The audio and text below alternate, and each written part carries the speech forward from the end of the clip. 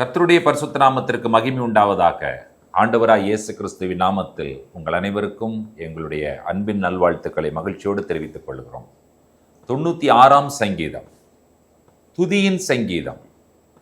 இந்த சங்கீதம் தாவீது ராஜாவோடு சம்பந்தப்பட்ட ஒரு சங்கீதம். இது கர்த்தருடைய பெட்டி எருசலேமிற்குள் வரும் பொழுது சந்தோஷத்தோடு மகிழ்ச்சியோடு பாடக்கூடிய ஒரு சங்கீதமாய் காணப்படுகிறது என்பதை நாம் அறிந்திருக்கிறோம். அதாவது தேவனுடைய மகிமையை உலகம் முழுவதற்கும் சொல்லுகிற ஒரு வார்த்தைகள் இந்த சங்கீதங்களில் அடங்கியிருக்கிறது.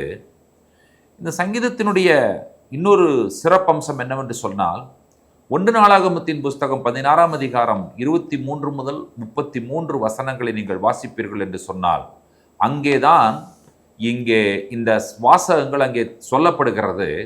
எதற்காக என்று சொன்னால், கர்த்தருடைய பெட்டி உள்ளே வரும் பொழுது, எருசலேமிற்குள் வரும் பொழுது சந்தோஷத்தோடு பாடுகிற ஆடுகிற ஒரு மகிழ்ச்சியான சங்கீதம் என்று சொல்லி இந்த சங்கீதத்தை சொல்லுகிறோம். ஆகினாலே இந்த சங்கீதத்தில் சங்கீதக்காரன் எல்லாருக்கும் ஒரு செய்தியை சொல்லுகிறார். என்ன சொல்லுகிறார்? கர்த்தரை பாடுங்கள், புதுப்பாட்டை பாடுங்கள், பூமியின் குடிகள் எல்லாரும் பாடுங்கள் என்று சொல்லி சங்கீதக்காரன் சொல்லுகிறார். நாம் என்ன செய்ய வேண்டுமாம்? 2வது வசனத்திலே சொல்லுகிற வார்த்தையை கவனியுங்கள். கர்த்தரை பாடி அவருடைய நாமத்தை ஸ்தோத்தரித்து நாளுக்கு நாள் அவருடைய இரட்சிப்பை சுவிசேஷமாய் அறிவியுங்கள். கர்த்தரை பாடுங்கள், கர்த்தருடைய நாமத்தை ஸ்தோத்தரியுங்கள், நாளுக்கு நாள் தேவனுடைய இரட்சிப்பை சுவிசேஷமாய் அறிவியுங்கள்.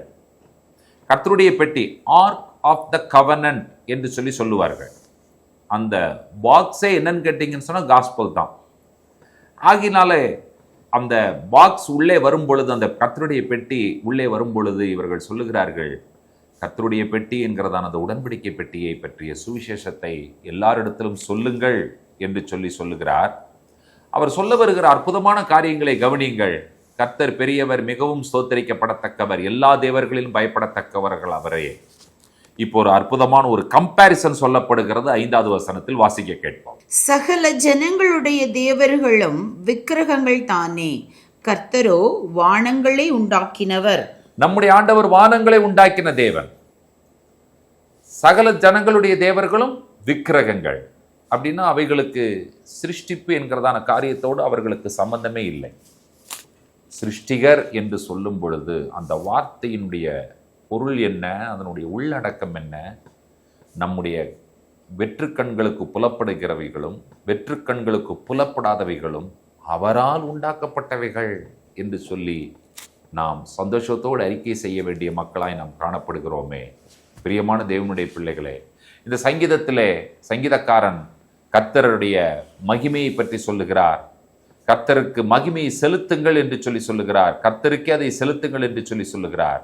இப்பொழுது அவர் சொல்லுகிற விஷயம் என்னவென்று சொல்லி கேட்டால், கர்த்தருக்கு அவருடைய நாமத்திற்குரிய மகிமையை செலுத்தி காணிக்கைகளை கொண்டு வந்து அவருடைய பிரகாரங்களில் பிரவேசியுங்கள். இப்ப கர்த்தருடைய பெட்டி உள்ளே வருகிறது. இதிலே நாம் எல்லாருக்கும் பழக்கமான அநேக தேவனுடைய ஆலயங்களினுடைய சுவர்களிலே எழுதப்பட்டிருக்கிற ஒரு வசனம் என்னவென்று சொன்னால், பரிசுத்த அலங்காரத்துடனே கர்த்தரை தொழுது கொள்ளுங்கள் என்பதுதான் அற்புதமான விஷயம். பரிசுத்த அலங்காரம், அதனுடைய பொருள் என்னவென்று சொன்னால், நாம் வாழ்கிற வாழ்க்கை பரிசுத்தமாய் இருக்க வேண்டும், தேவனுக்கு ஏற்றதாய் இருக்க வேண்டும், வேறுபட்டதாய் இருக்க வேண்டும் என்பதுதான் பரிசுத்தம்.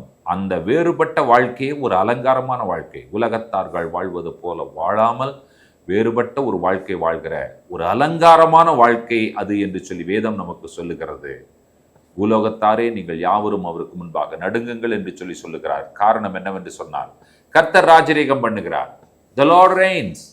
எவ்வளவு அற்புதமான விஷயம். ஆகினாலே இந்த சங்கீதம் முழுவதிலும் ஒரு விஷயம் தெளிவாக சொல்லப்படுகிறது. நாம் மகிழ்ச்சியோடு சந்தோஷத்தோடு தேவனை ஆராதிக்க வேண்டிய மக்கள், தேவனை ஆராதிக்கிற கூட்டம் என்று சொல்லி சொல்லப்பட்டிருக்கிறது. கடைசியாக இந்த சங்கீதக்காரன் இந்த சங்கீதத்தில் சொல்லி முடிக்கிற விஷயங்கள் என்னவென்று சொன்னார், அந்த தேவன் நாம் ஆராதிக்கிற ராஜரீகம் பண்ணுகிற சர்வ வல்லமுள்ள தேவன், அண்ட சராசரங்களையும் வானத்தையும் பூமியும் உண்டாக்கின தேவன் வருகிறார். அவர் பூமியை நியாயம் தீர்க்க வருகிறார். பூலோகத்தை நீதியோடும் ஜனங்களை சத்தியத்தோடும் நியாயம் தீர்ப்பார். நியாயாதிபதியாய் திரும்பவும் வரப்போகிறார் என்பதுதான் செய்தி. இந்த உலகத்திலே ஆண்டவராய் இயேசு கிறிஸ்து மாம்சத்தில் பிறந்த பொழுது அவர் ஒரு அற்புதமான கர்த்தருடைய மனிதனாக, அதாவது மாம்சத்தில் வந்த ஆண்டவராய் இயேசு கிறிஸ்து இந்த உலகத்தில் இருந்த பொழுது அற்புதங்களையும் அடையாளங்களையும் செய்கிற ஒரு மனிதனே, முழுவதும் மனிதனாகவும் முழுவதும் தெய்வமாகவும் இந்த உலகத்தில் இருந்தார். அவர் மரித்தார், அடக்கம் பண்ணப்பட்டார், உயிரோடு எழுந்து பரலோகத்திற்கு போன பொழுது அவர் ஆசாரியனாக இருக்கிறார். இந்த உலகத்தில் தீர்க்கதரிசி என்று சொல்லி அவரை அழைத்தார்கள். பரத்திற்கு போன பொழுது அவர் ஆசாரியன், திரும்பி வரும் பொழுது அவர் நியாய தீர்ப்பு செய்கிற ராஜாதி ராஜா. முதல் முறை அவர் இந்த பூலோகத்தில் எருசலேமிற்குள் நுழையும் பொழுது கழுதியின் மேல் நுழைந்தார். அது எதை குறிக்கிறது? சாந்தத்தையும் அமைதியையும் குறிக்கிறது. இரண்டாம் முறை எருசலேமிற்குள் நுழையும் பொழுது அவர் குதிரையின் மேல் அமர்ந்து உள்ளே நுழையப் போகிறார். அது எதை குறிக்கிறது? ஆளுகையும் நியாய தீர்ப்பையும் குறிக்கிறது. நம்முடைய ராஜாதி ராஜாவாய் இயேசு கிறிஸ்து சீக்கிரம் வரப்போகிறார். அவர் பூமியை நியாயம் தீர்க்க வரப்போகிறார். அவர் இந்த பூமியை நீதியோடும் ஜனங்களை சத்தியத்தோடும் நியாயம் தீர்க்க வருகிற தேவாதி தேவனை இந்த பூலோகத்தில் வாழ்கிற நாட்கள் முழுவதும் நம்முடைய கடைசி மூச்சு வரை பரிசுத்த அலங்காரத்துடனே அவரை தொழுது கொள்ள ஆண்டவர் நமக்கு கிருபை செய்வாராக. ஜெபிப்போம்.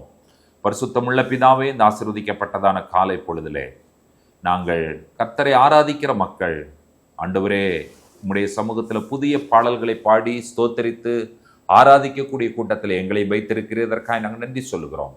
சகல ஜனங்களுடைய தேவர்களும் விக்கிரகங்கள், ஆனால் நீரோ எல்லாவற்றையும் உண்டாக்கின சர்வ வல்லமுள்ள சிருஷ்டிகராய் இருக்கிறீர். ஆண்டவரே, இந்த சங்கீதக்காரன் எங்களுக்கு உணர்த்துகிற விஷயம், ஆண்டவரே நீர் சீக்கிரமாய் வரப்போகிறீர். ராஜாதி ராஜாவாய் பூமியை நியாயம் தீர்க்கிற நியாயாதிபதியாய், இந்த பூமியை நியாயமாய் சத்தியத்தோடு நியாயம் தீர்க்கிற நியாயாதிபதியாய் சீக்கிரம் வரப்போகிறீர். மாரநாதா, சீக்கிரம் வாரும் என்று சொல்லுவதே எங்களுடைய வேண்டுதலாகவும் ஜெபமாகவும் இருக்கிறது. உம்முடைய கரத்தில் ஒப்புக் கொடுக்கிறோம். இயேசு கிறிஸ்துவின் நாமத்தில் பிதாவே, ஆமேன். நம்முடைய கர்த்தராகிய இயேசு கிறிஸ்துவின் கிருபையும் பிதாவாகிய தேவனுடைய அன்பும் பரிசுத்த தேவாவியானவருடைய அன்யோன்ய ஐக்கியமும் சிநேகமும் நம்மளோடும் கூட கர்த்தருடைய வருகை பரியந்தம் நீடித்து நிலைத்திருப்பதாக. ஆமேன், ஆமேன். கர்த்தர் தாமே நம்ம ஒவ்வொருவரையும் நிறைவாய் ஆசீர்வதிப்பாராக. ஷலோம்.